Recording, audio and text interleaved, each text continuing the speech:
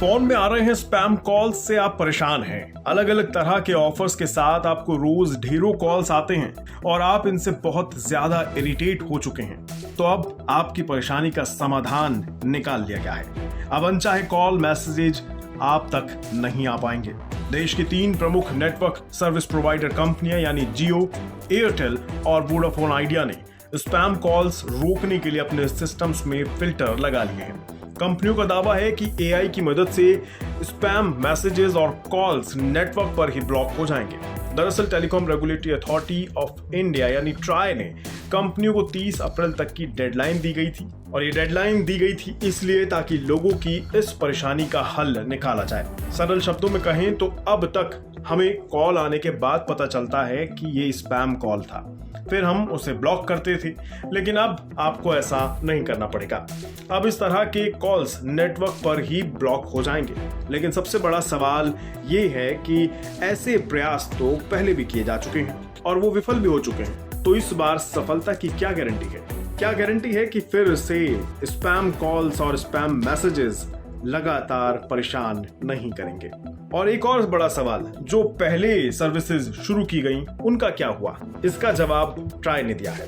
Try ने बताया कि पहले भी डू नॉट डिस्टर्ब सर्विस शुरू की गई थी, जिसे आप डीएनडी सर्विस भी कह सकते हैं, लेकिन समस्या ये रही कि कंपनियों से ये सर्विस लेने के बाद भी उपभोक्ताओं तक स्पैम कॉल्स और मैसेजेस आते रहे। इस पर ट्राई के एक अधिकारी ने कहा कि ये सच है कि डीएनडी सर्विस के बाद भी स्पैम कॉल और मैसेजेस आते रहे, लेकिन उनकी संख्याओं में भारी कमी आ गई थी। ऐसा इसलिए हुआ क्योंकि डीएनडी सर्विस में नेटवर्क पर ही कॉल रोकने की व्यवस्था नहीं थी, यानी टेक्नोलॉजी उतनी अपग्रेड नहीं थी।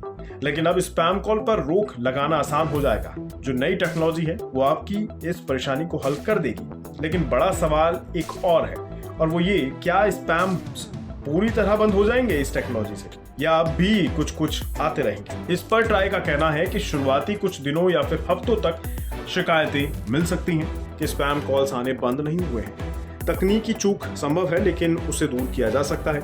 इतना जरूर है कि स्पैम कॉल्स या मैसेजेस में से 90% तक की कमी जरूर आ जाएगी। लेकिन स्पैम कॉल रोकने में दिक्कत क्या आ रही है और क्यों आ रही है? क्यों इन पर रोक लगाना इतना मुश्किल है? दरअसल कुछ लोग क्रेडिट कार्ड्स या फिर पर्सनल लोन के लिए वेबसाइट्स या फिर ईमेल के जरिए बैंक या फाइनेंशियल ऑर्गेनाइजेशन से कंसल्ट करते हैं, उन्हें कांटेक्ट करते हैं ऑनलाइन, लेकिन बात पूरी हो जाने के बाद लॉग आउट किए बिना ही पेज बंद कर देते हैं। उन्हीं लोगों को स्पैम कॉल्स ज्यादा आते हैं। लेकिन अब इतना तय है कि जिन लोगों ने लॉग आउट कर लिया है या फिर किसी सेवा की जानकारी ली ही नहीं है, तो उनके नंबर पर आने वाले स्पैम कॉल्स एआई से पहचाने जा सकेंगे और उन्हें बिना ग्राहक को परेशानी हुए पहले ही रोक लिया जाएगा।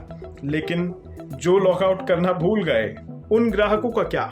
इस पर ट्राई का कहना है कि इस पर अभी काम चल रहा है। डबल फिल्टरेशन के जरिए उन नंबरों को भी ब्लॉक किया जा सकेगा जो लॉग आउट नहीं हुए थे। अभी इस तकनीक पर ट्रायल शुरू नहीं हुआ है, यानी अगर आप सतर्क रहेंगे तो स्पैम कॉल से आप भी बच सकते हैं, वो भी हमेशा के लिए। तो अगर आपको परेशानी से बचना है तो ऐसी किसी भी वेबसाइट पर जाने के बाद उसे लॉग आउट करना बिल्कुल ना भूलें। बाकी ट्राई ने इंतजाम कर दिया है कि अब आपकी परेशानी का समाधान हो सके।